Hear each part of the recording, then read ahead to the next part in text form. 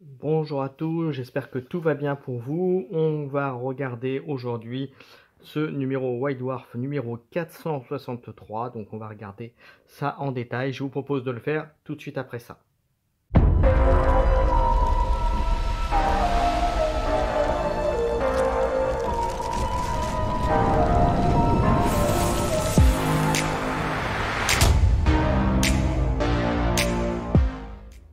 Allez, allons-y, regardons ce qu'il y a donc dedans. Alors, comme à l'habitude, attendez que je remette bien, voilà, c'est mieux. Alors, voilà, donc on va parler du Golden Demon. Donc, comme vous le savez, c'est le concours de peinture de figurines organisé par Games Workshop. Voilà, et donc, alors, le sommaire, il est là. Donc, on peut voir que il y a pas mal de choses. Voilà, hop, et on continue. Donc, comme d'habitude, ça commence par les figurines, avec des belles figurines qui sont montrées. Voilà, des bons morts-vivants. Hop, on continue, je passe assez vite. Et ça continue ensuite, effectivement, comme d'habitude aussi, par le monde de Warhammer, où il y a pas mal de petites choses qui sont dites. Voilà. On passe au Warhammer 40 000. Là, on voit, je pense, quoique non, ça doit être voilà, contre... Vous voyez, il y a des choses. Voilà, le monde forge Metallica, donc avec la poudrière. Voilà, donc avec un peu de fluff, on vous explique tout ça. Ensuite, comment les peindre. Hop. Voilà, comment peindre les films, donc des skitaris ici. Voilà. Hop. Voilà, hop, on continue. Ensuite, toujours poudrière, zone de guerre, Charadon. Donc la suite, on continue, puisque ça avait déjà été abordé lors du précédent White Dwarf. Donc la matrice Force Cluster, donc là vous verrez du fluff avec les Thousand Suns qui sont présents. Voilà, ici. Voilà, hop, on continue. Une petite nouvelle, une fiction liée à cela. Donc pareil, je vous conseille de la lire, c'est toujours rigolo, sympathique. Ensuite, des nouvelles règles avec la mort de l'industrie, avec des théâtres de guerre, la Triforge, donc voilà, donc des zones de guerre qui sont très sympathiques. Voilà, vous verrez. Des nouvelles reliques de croisade.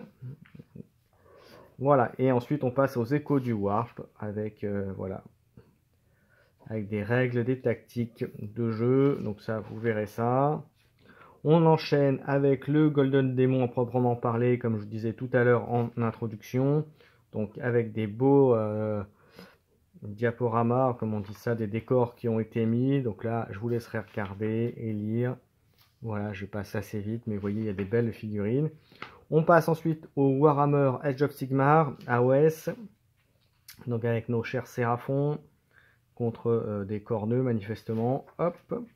Le tome céleste, et cette fois-ci on est à la poudrière, les royaumes brisés, et c'est la bataille pour l'œil de Tipoc, voilà, avec un peu de fluff aussi, défenseur, donc ça vous lirez ça tout directement, hop, c'est du fluff, principalement, de la poudrière, alors vous voyez, ils ont mis des profils cartonnés, recto verso, donc ça c'est bien de l'avoir fait.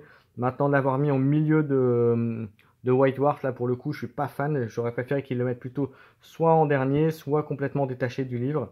Mais voilà, mais là pour le coup ça gêne un peu la lecture. Voilà, après ce n'est que mon point de vue. Après de l'avoir cartonné pour pouvoir le conserver après plus tard, c'est bien. Ça c'est une bonne intention. Maintenant de l'avoir mis pile au milieu, je suis pas fan, j'avoue. La bataille, donc poudrière, les royaumes brisés, pareil, c'est une suite, puisque ça avait commencé au White Dwarf précédent, avec des plans de bataille, donc c'est très bien, c'est histoire de varier vos affrontements, voilà, et dévastation. Alors a priori, vous voyez aux zones de déploiement, ça a l'air d'être assez rigolo aussi, celle-là. Si en commentaire vous l'avez testé, vous pouvez me dire ce que vous en avez pensé. Ensuite, on continue toujours avec des règles supplémentaires avec les Tsench, voilà, les buveurs de sang, etc. Vous verrez ça, des corneux aussi, toujours, voilà, là c'est des nouvelles règles. Hop, vous verrez ça pour ceux qui y jouent. Ensuite, le choix des armes, comme d'habitude. Hop, avec comment des conseils de peinture, comment les peindre, voilà les différentes factions. Donc vous verrez ça pareil.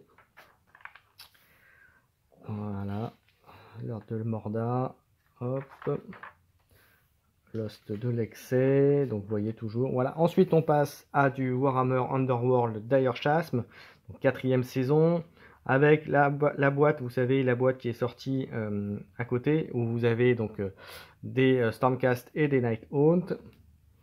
On reparle, comme vous avez vu, de la boîte de base de cette 4e saison. Voilà, donc ça vous laisserez lire, il y a pas mal de conseils tactiques. Voilà, on continue vers la victoire, des conseils tactiques d'utilisation de cartes. Voilà. Après, logiquement, si vous êtes des habitués, logiquement, ce genre de choses, vous les connaissez à peu près. Mais c'est toujours sympa. Il y a peut-être des fois des choses auxquelles on ne pensait pas et qu'on met à jour. Donc pour les amateurs du jeu, c'est plutôt très sympa à lire. Hop. Ensuite, on va pour le Heavy Metal Masterclass peinture. Voilà, toujours des conseils. Hop.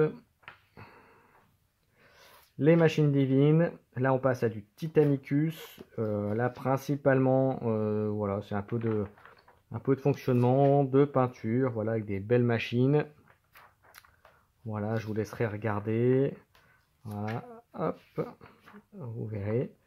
Ensuite on passe à du Necromunda, alors ça faisait un petit moment, là des missions, des nouvelles règles. Hop, je vais aller vite puisqu'on arrive à la fin du White Dwarf. Black Library avec le Liber Xénologiste. Là, on parle, vous voyez, de la bestiole qui était sortie. Alors, est-ce que j'avais le nom? Toc, toc, toc, toc.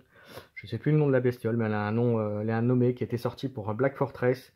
Et il y avait également les règles pour pouvoir les jouer dans Kill Team. Voilà, donc on en reparle. Là, c'est du Necron. Voilà, avec les règles, les bestioles. Voilà, vous verrez ça. Ensuite, on passe un petit peu à du Seigneur des Anneaux, Middle-earth, voilà, les trolls, vous verrez, voilà comment les faire.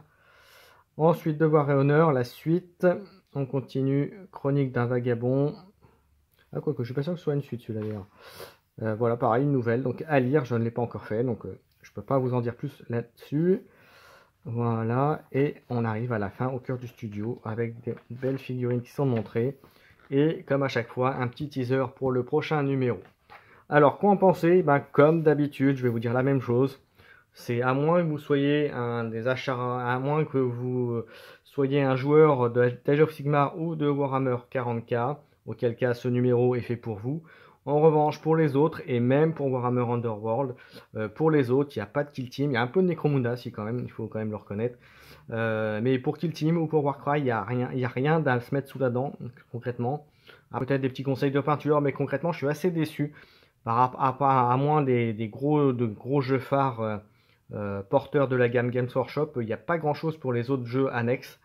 Donc voilà, et ça fait déjà 2 numéros, puisqu'il me semble bien que sur le précédent, j'avais fait la même remarque et le même avis. Donc voilà, à moins d'être un joueur de 40K ou de AOS, donc Age of Sigmar, bah écoutez, pour moi, il vaut pas tellement le coup. Voilà, et bah, écoutez, sinon, en tout cas, ça reste quand même un bon magazine à lire et à feuilleter, ne serait-ce que pour le fluff. Voilà, merci à tous de m'avoir suivi jusqu'au bout, n'hésitez pas à commenter, liker, à vous abonner, n'hésitez pas non plus à mettre un commentaire, ça aide pour le référencement de la chaîne et tout ça, donc et puis ça me fait plaisir aussi de le voir. Voilà, merci à tous et je vous donne rendez-vous pour le prochain numéro dans un mois. Ciao, ciao!